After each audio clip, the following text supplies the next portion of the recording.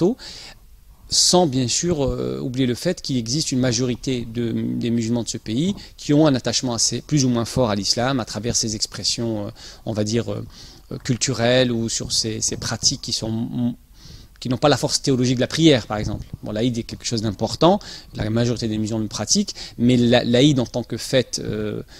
post-Ramadan ou la fête du sacrifice sont d'abord des événements qui sont liés à des actes théologiques beaucoup plus importants comme le pèlerinage ou le jeûne. Et souvent, quand effectivement on n'est pas trop dans la pratique, on accorde une place plus importante aux éléments accessoires. Donc il existe effectivement,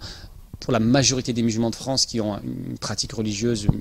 minimaliste jusqu'au, on va dire, aux plus pratiquants, il y a eu un retour vers la foi. En ce qui me concerne, un bon nombre de ma génération, je connais plusieurs centaines de personnes de ma génération, puisque j'ai eu un parcours associatif assez large, on est dans cette posture d'un retour vers la foi, on va dire, fondé sur une véritable démarche personnelle et sur une appréciation, une compréhension de l'islam fondée sur de lectures qu'on essaye de comprendre à la lumière du contexte à travers des références diverses de théologiens européens ou extérieurs. Donc ça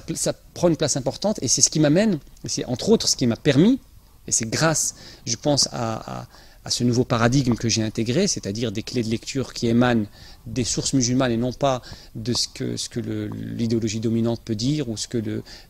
une caste d'intellectuels ou de chercheurs ou un mouvement politique dominant dans un secteur. On sait que par exemple sur les questions d'immigration, globalement ceux qui ont la parole, ce sont essentiellement les mouvements plutôt place à gauche ou à l'extrême gauche. Donc ce n'est pas à l'ensemble de ces catégories, à l'ensemble de ces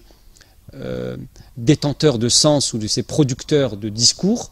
ce n'est pas auprès d'eux que je suis censé prendre ma lecture, mais je dois d'abord la comprendre à travers mes références, qui sont à mon sens plus légitimes, qui sont les références donc issues de la tradition théologique de mes ancêtres et de mes pères. Et au regard effectivement de la réalité musulmane, des concepts musulmans, je ne peux pas nécessairement aboutir aux mêmes conclusions que ce qu'on nous a enseigné, appris et imposé. Je m'inscris plus réellement dans une logique, on va dire, d'un islam conservateur, qui pourrait être réactionnaire pour la sœur Caroline, par exemple, sans aucun problème, mais bien sûr complètement assumé. Mon épouse, à l'extérieur, dans l'espace hors privé, porte un foulard comme beaucoup de jeunes de ma génération, et mes enfants, je leur enseigne effectivement la prière, rêvent d'aller à la Mecque. Oui, je prie 5 fois par jour. Voilà, bien sûr, je suis un vrai mahométan dans le sens le plus classique du terme. Tout le monde semble choqué, c'est assez étrange que tous ceux qui ont l'habitude en coulisses ou d'ailleurs de façon parfaitement assumée, qui ont l'habitude de tirer sur l'ambulance musulmane en France, bizarrement sont, je pense au Kouchner, je pense aux gens de ce segment-là, oui, sur l'islam, sur ses expressions extérieures, etc. Il est étrange que ce soit les mêmes qui aujourd'hui crient à la honte, parlent de millions de Suisses qui seraient foncièrement des racistes et qui refusent donc la présence de l'islam. Alors que même quand on fouille un peu leur biographie, leur position, etc., on réalise qu'ils ont au contraire tenu et joué des rôles très précis dans l'importation du clash des civilisations, dans le dénigrement de l'islam et dans sa stigmatisation, ce qui est assez étrange. Pourquoi je dis effectivement que s'il avait lieu en France et de manière générale en Europe, on aurait une majorité de la population européenne et française qui exprimerait le même avis, et en France on frôlerait peut-être même les 70% parce que j'aurais aussi voté avec, pour une raison très simple. C'était une boutade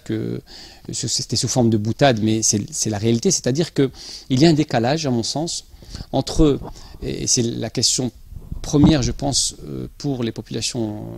héritières de l'immigration, c'est qu'on n'a pas compris d'abord à quoi la véritable histoire de l'immigration,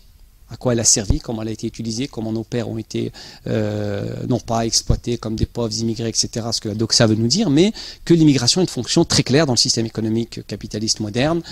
Donc on sait, ça c'est ce qu'on appelle la stratégie du dumping social, donc c'est pour faire baisser les salaires à la baisse, et bon, il y a toute une explication qui est connue sur le sujet, qu'on pourrait d'ailleurs approfondir, mais que souvent les populations issues de l'immigration ne comprennent pas. pense que l'immigration vers l'Europe est une épopée, c'est un exil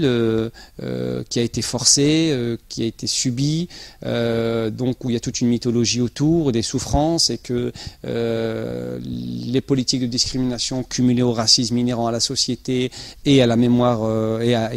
comment dire, au racisme systémique des cadres et des hauts fonctionnaires de l'État, etc., les relégations urbaines, etc., etc. Donc tout ce mythe, enfin je pense que c'est un mythe, parce qu'on a besoin de mythes pour se forger et se projeter, fait qu'on est enfermé, en tant qu'héritier de l'immigration, dans cette vision-là. Et on ne réalise pas qu'en face, donc les populations autochtones, donc c'est-à-dire les Français qui étaient là avant nous, puisque nous sommes des Français récents, mais il y avait des Français qui étaient là avant nous et qui ont une histoire plus enracinée dans ce pays que nous, ils subissent en silence ce discours qui a été construit, parce que quand on parle d'idéologie dominante ou on parle de discours sur l'immigration, c'est une mécanique, c'est-à-dire qu'il y a d'abord, ça commence par une réflexion intellectuelle. Donc un certain nombre de penseurs imaginent des concepts, le multiculturalisme, l'idée que la France serait ontologiquement raciste. Voilà, on sait quel rôle BHL, par exemple, a joué sur ce sujet-là avec ses ouvrages. Donc il y a d'abord une production intellectuelle. Cette production intellectuelle, elle a des porte-voix, c'est-à-dire qu'il y a un certain nombre de personnages qui sont médiatisés et qui élaborent, qui vulgarisent ces concepts, et ensuite un système médiatico-politique à travers des discours, des émissions, une production littéraire, une production cinématographique parfois, relayé ensuite par des mouvements associatifs sur le terrain, qui imposent depuis 40 ans au final une certaine vision qui est la France multiculturelle, c'est en cours de réussite, l'immigration est une chance pour la France, les expressions extérieures de cette immigration, qui sont en vérité des expressions culturelles, traditionnelles, folkloriques de ces dizaines de populations issues d'ensembles géographiques culturellement et religieusement différents de la France, font que finalement les Français subissent ça, comme les Européens, et c'est toujours pareil, c'est comme pour les élections présidentielles, c'est que dans les lieux à la campagne où on a le moins effectivement d'immigrés, qu'on a par exemple peut-être voté le plus pour des partis comme le Front National qui avaient une thématique anti-immigrationniste. C'est assez marrant. Pourquoi? Parce qu'effectivement c'est la représentation qui joue. Et en l'occurrence en ce qui concerne l'islam, on se berce de cette illusion que ce multiculturalisme fonctionne, que l'immigration, bon, c'est vrai qu'il y a des problèmes, etc., mais que ça va de mieux en mieux, que les musulmans, que l'islam est en train de trouver sa place, puisqu'on a créé un organisme officiel qui va représenter ses intérêts, et que donc naturellement l'apparition des mosquées est un droit, ce qui est effectivement d'un point de vue légal vrai, et on met de côté un certain nombre d'éléments qui sont essentiels à mon sens, c'est-à-dire que en face, nous avons des populations européennes, et en particulier la France, ou les Français, dont l'identité s'est constituée, jusqu'à il y a très peu, en opposition avec ce que pouvait représenter le monde de l'islam. C'est-à-dire que si on remonte très loin, dès l'arrivée de l'islam, 711, les premiers conquérants musulmans traversent les Pyrénées, 732, le mythe de Poitiers, sur lequel il faudrait effectivement faire une longue analyse, mais en tout cas, l'idée de 732 existe. Charles Martel, on l'apprend à l'école, a arrêté les Sarrasins à Poitiers. Donc, de Poitiers aux croisades, de l'imagerie coloniale donc des indigènes dont la France avait une mission de civilisation, donc qui était dans une posture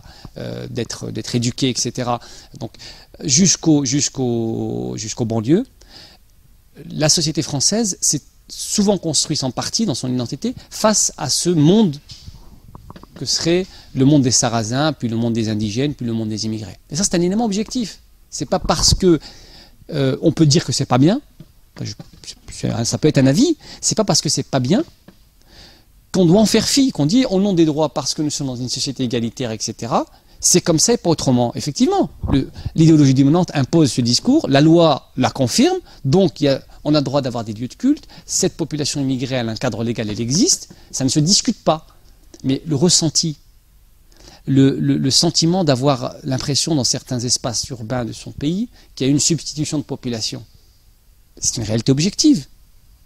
Que c'est bien ou pas bien, c'est pas le débat, c'est la réalité. Que les Français qui ont été conditionnés depuis très très longtemps,